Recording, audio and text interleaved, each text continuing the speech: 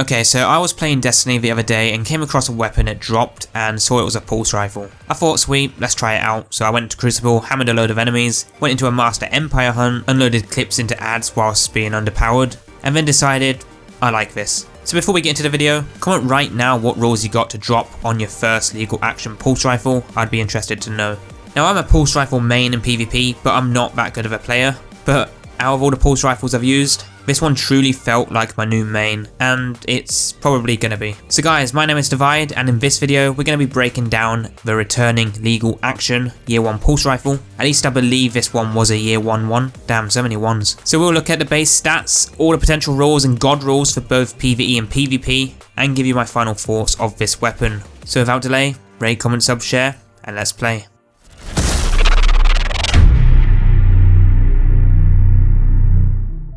Firstly, as always, before we start, I will mention that if you guys enjoy what you see and you want more, there is a playlist linked below with more awesome and fun weapons in Destiny 2 for all your Godroll needs. Now jumping straight into the video, what exactly is this weapon and how do you get one? So this weapon is called Legal Action, a 340 RPM kinetic pulse rifle that is a high impact frame pulse with a really slow rate fire, but it actually has a pretty decent damage output in return, and I believe you can 2-tap players inside the Crucible with this thing. But don't take my word on that. I'm personally not that great at PvP, so it usually takes me about 3 bursts. Either way, this thing can tear through enemies inside of PvP as well as PvE. Now I did use a Master Empire hunt here to test this pulse rifle out whilst I was underpowered, which seemed to be pretty good considering I was 30 under the recommended power. Of course, if you go into activities like that, it doesn't matter what weapon you use, they're still going to take a lot of ammo to actually kill the ad. Now to get this weapon, you can get it from the random world loot as a legendary reward. So things like a legendary engram or rank up packages from vendors and playlist activities. So going over the stats here, we do have an impact of 33, range of 66, 53 stability, 32 handling, 40 reload speed, which is pretty low even with it being a high impact frame. But with this we also have an aim assist of 32 and a bounce direction at 10's left. Now on the positive side, I found that the zoom was actually pretty good with it being up at 22, but overall these base stats aren't actually that bad and I'd strongly recommend this weapon in both PvE and PvP. If you don't have the messenger pulse rifle that is also a 340 RPM pulse, then this one here, Legal Action, is definitely a fantastic alternative. This weapon does roll with some pretty decent perks as well, so going through that list here in the first slot, we have Heating Up,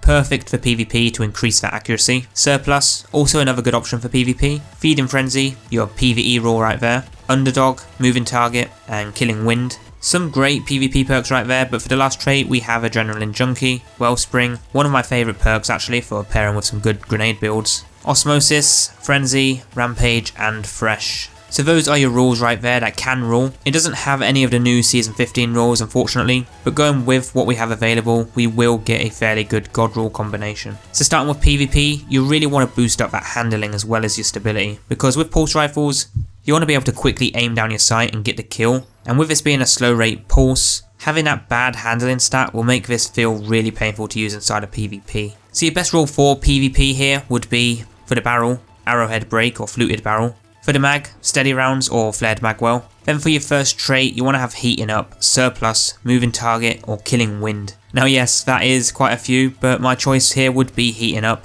for that increased stability, because that perk is way better than you think. But if you want to be able to move around quickly, go with Moving Target or Killing Wind. Now for that last perk with Heating Up, you want to go with Rampage, because that combo right there will get you kills after kills, and once you start that Rampage, you will literally be on a rampage. Pulse rifles and Rampage just really work well together. The best masterwork for this would be Handling or Range if you've already got the majority of stability perks, and the mod you would want would be the Rampage spec mod if you are using Rampage. Now for PvE, I would actually go with Hammerforged Rifling to boost up that range, because in harder content you want to kill from a distance but not too far to have that damage fall off from the range. Alongside that though, I would go with Tactical Mag, always a top tier perk for PvE, but Extended Mag is okay. However, you will notice that awful reload speed if you are using Extended Mag. But the two best perks to combine with these are Feeding Frenzy and Frenzy, or Feeding Frenzy and Rampage. with a good reload speed masterwork. Now overall I do like this weapon a lot, and it does have a lot of potential to be used this season, especially with pulse rifles having the unstoppable mod currently, and I've used this in master activities and I'm probably still going to use it in master activities. But let me know what you think of this weapon and your Godrolls down below, because I'd love to hear what you think. Now guys, that is all for this video. Another quick weapon review and Godroll breakdown, going over the returning Legal Action 2 pulse rifle in Destiny 2 Season of the Lost. Next, you should go check out the playlist for more awesome weapons in the game, or check out my channel for other crazy content as I upload almost daily. But for now, give this one a try if you haven't already, and I'll see you all tomorrow for the new Iron Banner weapons. Stay tuned.